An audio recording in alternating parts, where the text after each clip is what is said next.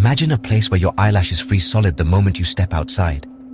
A place where the air is so cold it feels like tiny needles pricking your skin. This isn't a scene from a science fiction film. It's just another winter's day in Oymyakon, a remote village tucked away in the heart of Siberia.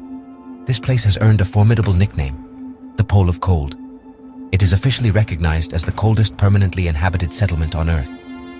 For the few hundred people who call this place home, life is a constant battle against the elements, a true test of human endurance and ingenuity in one of the planet's most extreme environments. The temperatures here are difficult to comprehend. The average for January hovers around a bone-chilling -50 degrees Celsius, but it can and does get much colder.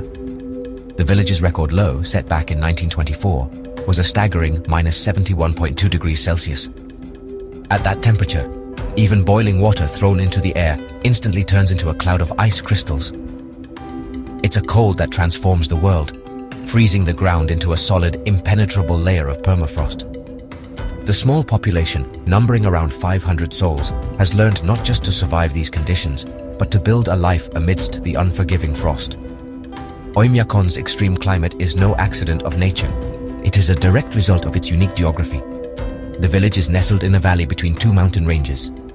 This topography is crucial because it traps cold air.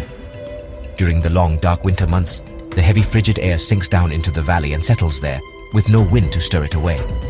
This phenomenon, known as a temperature inversion, means the village becomes a natural freezer, getting colder and colder as the winter progresses. It is this geographical quirk that has given Oymyakon its legendary status. Life here is dictated entirely by the cold. Simple tasks that we take for granted elsewhere become monumental challenges. Starting a car is a complex operation. Writing with a pen is impossible as the ink freezes. Batteries lose their power almost instantly. Even wearing glasses can be a hazard, as they can freeze to your face. The ground is frozen solid all year round, which makes building and even burying the dead incredibly difficult. It is a place that demands respect, preparation, and a deep understanding of the raw power of nature. Surviving in Oymyakon starts with what you wear. You don't just put on a coat, you put on layers of specialized armor against the cold. The locals rely heavily on natural furs, which provide unparalleled insulation. Reindeer hide boots, known as unti, are essential, as are heavy fur hats made from mink, Arctic fox, or reindeer. Multiple layers of woolen garments are worn underneath. Forgetting your gloves or hat is not a minor inconvenience. It's a serious mistake that can lead to frostbite in a matter of minutes. Dressing to go outside is a ritual that can take a long time, but it is a vital one. Vehicles require as much protection as people do. Most residents keep their cars running 24 hours a day during the coldest months. If you turn the engine off, there is a very real chance it will freeze solid and never start again until the spring thaw. Many cars are fitted with extra heaters for the engine block and fuel tank. Garages are heated to ensure vehicles can be safely stored overnight. The local petrol stations even sell a special type of Arctic diesel that is formulated not to freeze in the extreme temperatures. Transport is a lifeline, and keeping it moving is a constant, fuel-intensive job. The diet in Oymyakon is also shaped by the environment. With the ground frozen solid, growing crops is impossible. Therefore, the local diet is almost exclusively carnivorous. People rely on foods that are rich in calories and micronutrients to help them stay warm. Reindeer meat and horse meat are staples. A local delicacy is stroganina, which consists of long, thin shavings of raw, frozen fish, often Arctic cisco or white salmon. Another common food is ice cubes of horse blood with macaroni, a hearty and nutritious meal. It's a high-protein, high-fat diet designed by necessity to fuel the body against the intense cold. Building a home here presents its own unique set of challenges. Houses cannot be built directly on the ground because the heat from the building would melt the permafrost beneath, causing the foundations to sink and the structure to collapse. Instead, all buildings are constructed on concrete or wooden stilts, driven deep into the frozen ground. This raises the house a meter or so into the air, allowing cold air to circulate underneath and keep the permafrost solid. Most homes are also connected to a central heating plant that pumps hot water and steam through a network of overground pipes, providing essential warmth. Despite the harsh conditions, Oymyakon is a living, breathing community. It has a school, which only closes if the temperature drops below -55 degrees Celsius for the younger children. The older pupils are expected to attend unless it gets even colder. life continues with a remarkable sense of normality.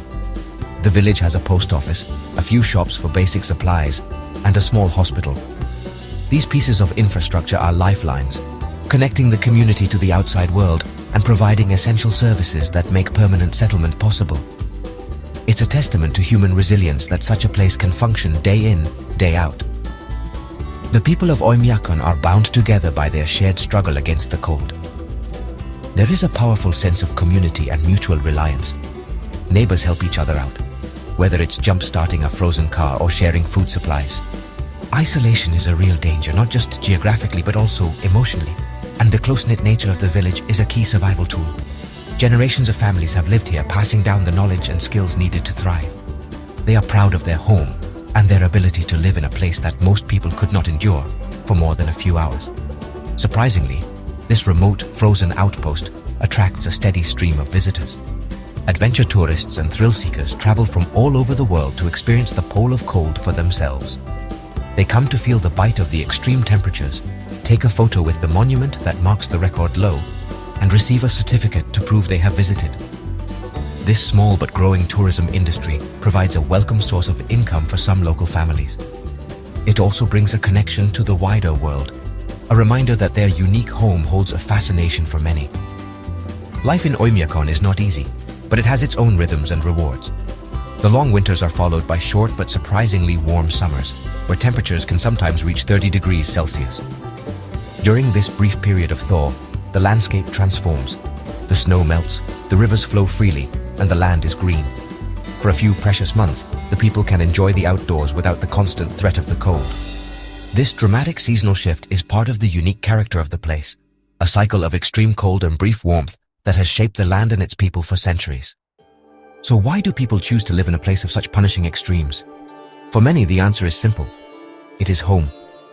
Their families have lived in the region for generations, originally as reindeer herders and hunters. They have a deep connection to the land and its traditions. Leaving would mean abandoning a way of life and a heritage that defines who they are.